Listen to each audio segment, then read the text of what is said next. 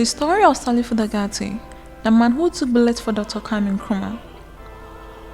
Born to a father who was a soldier in the Gold Coast Regiment, Sergeant Major Mahama, a Dagarti from Ilo in the Drapa district in Upper West, and a mother, Susanna Kusedai from Tovie in the Volta region.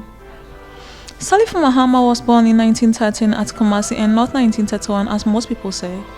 He was the last child of his parents. He was British-trained Ghanaian police. He was recruited at Kintampo and joined the police service in 1939. He was promoted to corporal 2 years later. He became a sergeant. 5 years later, in 1946, he became sergeant major. In 1954, he became assistant superintendent of police and was transferred to the Accra Police School, now Ghana Police, as a drill instructor. He chose to be called Salifu Dagarti instead of Salifu Mahama because he wanted to be seen as a Dagarti man and very proud one. In 1960, he became Chief Superintendent of Police.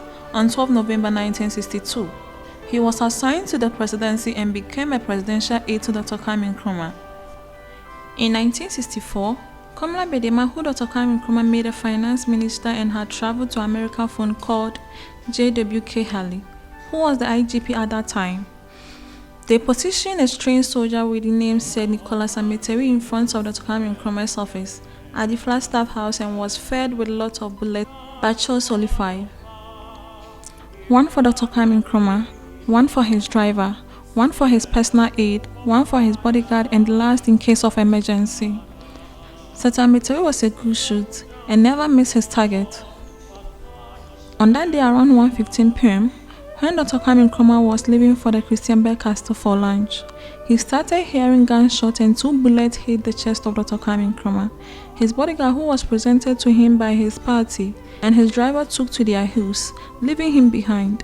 Everyone in the yard started running for their lives.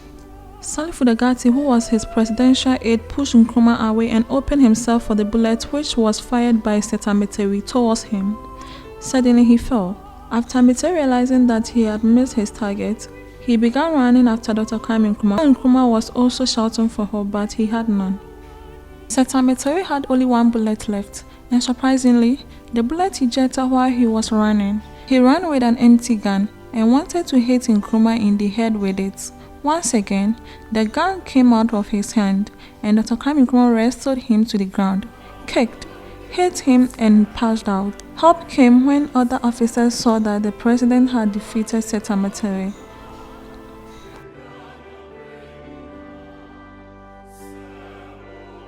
Salifu Dagarti was taken to the hospital but was pronounced dead on arrival. He was buried the following day, 3rd January, because he was a Muslim. He left behind 2 wives, a baby mother, and 12 children.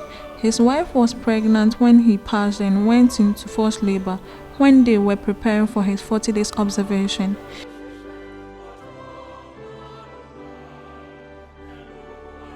Today we remember a hero, a selfless man who stood for the life of the first president of the land.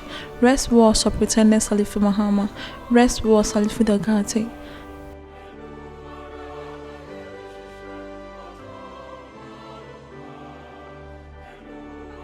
Thank you for watching.